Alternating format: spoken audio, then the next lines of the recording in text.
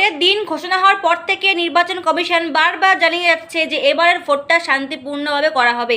দেখুন, আমরা সবাই জানি যে আমাদের পশ্চিমবঙ্গে ভোটের সময় কি দাঙ্গা সৃষ্টি হয়, কি ঝামেলার সৃষ্টি হয়, এছাড়া প্রচুর পরিমাণে কর্মীরা প্রাণ হারায়। তো নির্বাচন কমিশন বারবার বলেছেন যে এবারে আর কেউ প্রাণ হারাবে না, এবার কোনো দাঙ্গা হবে না, কোনো ঝামেলা সৃষ্টি হবে না। এবং তার জন্য এই যে প্রথম দফায় ভোট অর্থাৎ 23শে এপ্রিল আমাদের পশ্চিমবঙ্গে 2407 কোম্পানি, কেন্দ্রীয় বাহিনী 2407 কোম্পানি মোতায়েন করা হবে। এবং সবথেকে অবাক করা বিষয় বা বলতে পারেন যে এতে আমাদের হুমায়ুন চাচা বা আমাদের পিসিমণির একটু চাপটা বেশি হয়ে যাবে যে 316 কোম্পানি মুর্শিদাবাদেই মোতায়েন করা হয়েছে।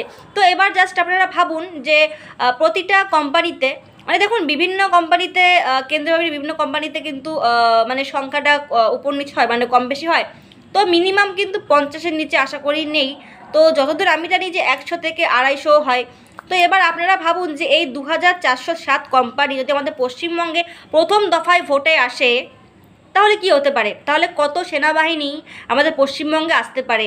যদিও এর মধ্যে প্রচুর সেনাবাহিনী অলরেডি আমাদের পশ্চিমবঙ্গে এসে গেছে, চারিদিক ঘিরে নিয়েছে, তো শান্তিপূর্ণভাবে ভোট করানোর চেষ্টায় আছে। এছাড়া আমি কিছু ভিডিও দেখলাম আজকে, তো সেখানে সেনাবাহিনীরা বলছে যে কোনো টেনশন নেই, ভোটের সময় আপনারা কোনো চাপ নেবেন না, আমরা আছি। তারা আশ্বাস দিচ্ছে যে আমরা আছি। এবং সবথেকে বড় বিষয় এই যে ভোটের আগেই মানে নির্বাচন কমিশনে কিন্তু যে সিভিক ভলেন্টিয়ার বা সিভিক পুলিশ বলতে পারো, তাদেরকে ভোটের 3 দিন আগে থেকে ছুটি দিয়ে দিয়েছে।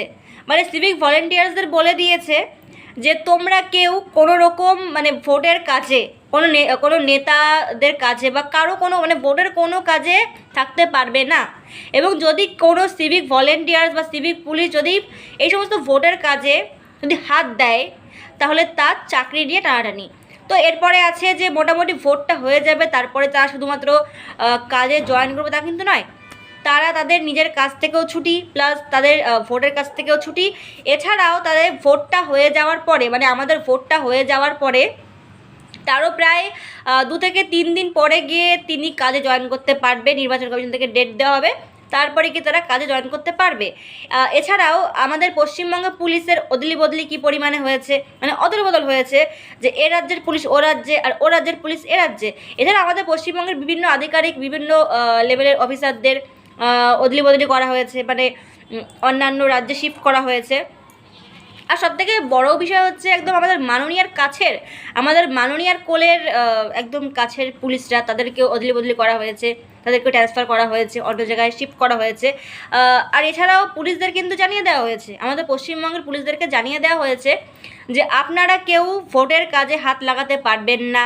প্লাস মানে ভোটের কাজে অবশ্যই হাত লাগাবে, বাট কোনো নেতার হয়ে কাজ করতে পারবে না।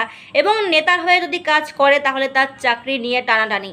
তো এর আগে আমরা দেখেছিলাম, এই কিছুদিন আগে আমি খবরটা আপনাদের কাছে শেয়ার করেছিলাম যে একজন পুলিশ অফিসার তিনি একজন টিএমসি নেতাকে তার গাড়িতে করে নিয়ে আসার জন্য তাকে সাসপেন্ড করে দেওয়া হয়েছে।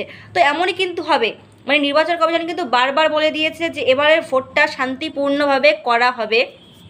তো এর জন্য কিন্তু নির্বাচন কমিশন ভীষণ কঠোর পদক্ষেপ নিচ্ছে। এছাড়াও সবথেকে বড় কথা যেটা শুনলাম যে এবারের ভোটটা কিন্তু ফিঙ্গারপ্রিন্টের মাধ্যমে হতে পারে, অর্থাৎ আপনি আপনার ফিঙ্গারপ্রিন্টের সাহায্যে হয়তো ভোটটা দেবেন, এমনটা হতে পারে। বাট যদি এমনটা এইবার না হয় তাহলে নেক্সট বছরের থেকে, মানে এর পরের ভোটের থেকে এইটা কিন্তু চালু হয়ে যাবে, এটা কিন্তু পুরো গ্যারান্টি 100%। মানে এই ভোটটা নিয়ে নির্বাচন কমিশন কিন্তু প্রচুর পরিমাণে ভাবছে, মানে আমাদের বাংলায় যে পরিমাণে দাঙ্গা হয়, যে পরিমাণে ঝামেলার সৃষ্টি হয়, তো নির্বাচন কমিশন চাচ্ছে না যে এই রকম আরও হোক বা এমনটা আর হয়। কারণ আমরা জানি যে আমাদের পশ্চিমবঙ্গের প্রতিবার 2021 সালে 24 সালে আমরা দেখেছি যে কী পরিমাণে কর্মীরা, শুধুমাত্র যে বিজেপি বা সিপিএম নয়, টিএমসি, বিজেপি, সিপিএম প্রত্যেকটা দলের কর্মীরা প্রাণ হারিয়েছে। উপরের লেভেলের নেতারা, নেত্রীরা, তাদের কিন্তু কারো কিচ্ছু হয় না। প্রাণ হারালে সেটা আমাদের মতো ছোটো ছোটো যারা কর্মী আছে তাদের কিন্তু প্রাণটা হারায়। তো এবার কিন্তু নির্বাচন কমিশন বারবার বলে গেছে যে এবার আর আমি কাউকে প্রাণ হারাতে দেবো না, কোনো দাঙ্গার সৃষ্টি হবে না। এবং সবথেকে বড় কথা যে মালদা মুর্শিদাবাদে যেখানে সবথেকে বেশি দাঙ্গা হয়, ঝামেলার সৃষ্টি হয় এই যে মুর্শিদাবাদ, তো মুর্শিদাবাদেই 316 সেনাবাহিনী কোম্পানি মোতায়েন করা হয়েছে। এবার ভোটটা কেমন হতে পারে তোমরা আশা করি বুঝতে পারছো, মানে কোনোভাবেই মোটামুটি ঝামেলা টামেলা কোনো কিছু যাতে না হয়। আচ্ছা, তো আমি একটা ভিডিও দেখাচ্ছি, ভিডিওটা একবার দেখে নাও। যেখানে মন হবে, যেখানে মন সেইখানে ভোট দেবেন, ঠিক আছে? যদি কেউ কিছু বলে যে এমন ভোট দাও সেমন ভোট দাও, ওদের একদম নাই, ঠিক আছে? মন যেটা চায়, তাকে ভোট দেবেন। আর যদি কেউ ভয় দেখায় না, তাহলে যেগুলো BSF আছে, স্যাররা আছে, আমাদের বলবেন, ঠিক আছে? যে আমাদের ভয় দেখাচ্ছে। আর না হলে আপনাদের যেখানে মন চায়, আপনারা যাকে সাপোর্ট করেন, আপনারা যাকে ভোট দিতে চান, আপনারা তাকেই ভোটটা দেবেন। তো এটা হচ্ছে আমাদের ভারতীয় সেনাবাহিনীর কথা। তারা কিন্তু আমাদের আশ্বাস দিচ্ছে যে আপনাদের ভয়ের কোনো কিছু নেই। তো যদি কেউ আপনাদের ভয় দেখায়, যদি কেউ বলে যে ভোটটা আমাদেরকেই দিতে হবে, তো ভয় পাওয়ার কিচ্ছু নেই, তাদের কথা শুনবেন না। আমরা আছি, মানে আমাদের ভারতীয় সেনাবাহিনী আছে, তাদের কাছে বলতে তারা যথাযথ ব্যবস্থা নেবে।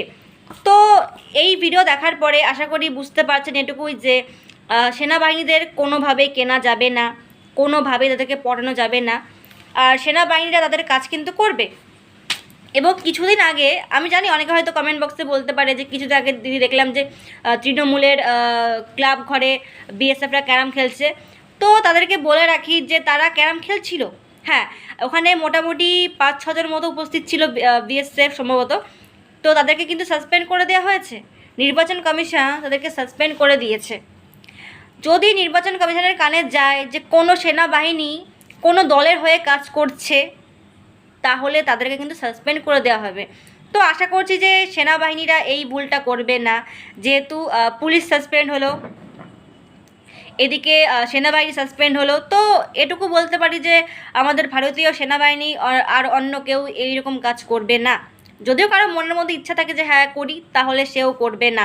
কারণ নির্বাচন কমিশন কিন্তু ভীষণ কড়া করে দিয়েছে যে আমার কানে যদি আসে তাহলে কিন্তু সাসপেন্ড করে দেওয়া হবে। আচ্ছা, এছাড়াও নির্বাচন কমিশন কিন্তু একটি টোল ফ্রি নাম্বার দিয়ে দিয়েছে যে যদি কোনো রকম কোনো প্রবলেম হয় তাহলে ডাইরেক্ট আপনারা নির্বাচন কমিশনের সঙ্গে যোগাযোগ করতে পারেন।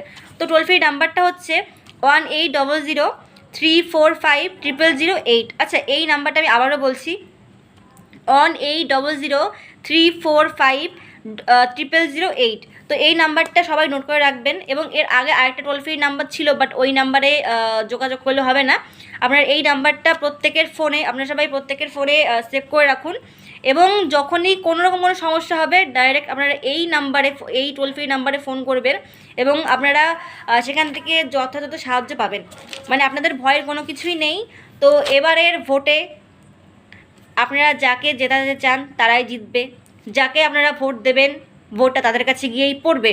অর্থাৎ কোনো ভয়ের কিছু নেই, আপনারা শান্তিপূর্ণভাবে ভোট দিতে পারবেন। নির্বাচন কমিশন যা যা বলেছে তার প্রত্যেকটা, অর্থাৎ তিনি বলেছেন যে শান্তিপূর্ণভাবে ভোটটা হবে, তো তার জন্য কিন্তু তিনি যথাযথ চেষ্টা করছেন, মানে তার যা যা করণীয় তাই করছেন।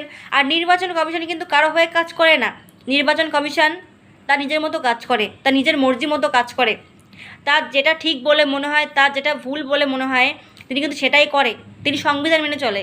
তো অনেকে হয়তো বলতে পারেন যে না, নির্বাচন কমিশন টিএমসির হয়ে কাজ করে, নির্বাচন কমিশন বিজেপির হয়ে কাজ করে, সিপিএমের হয়ে কাজ করে। তাহলে বলি যে ওই ভুল ভাবনা মাথা থেকে বের করে ফেলুন।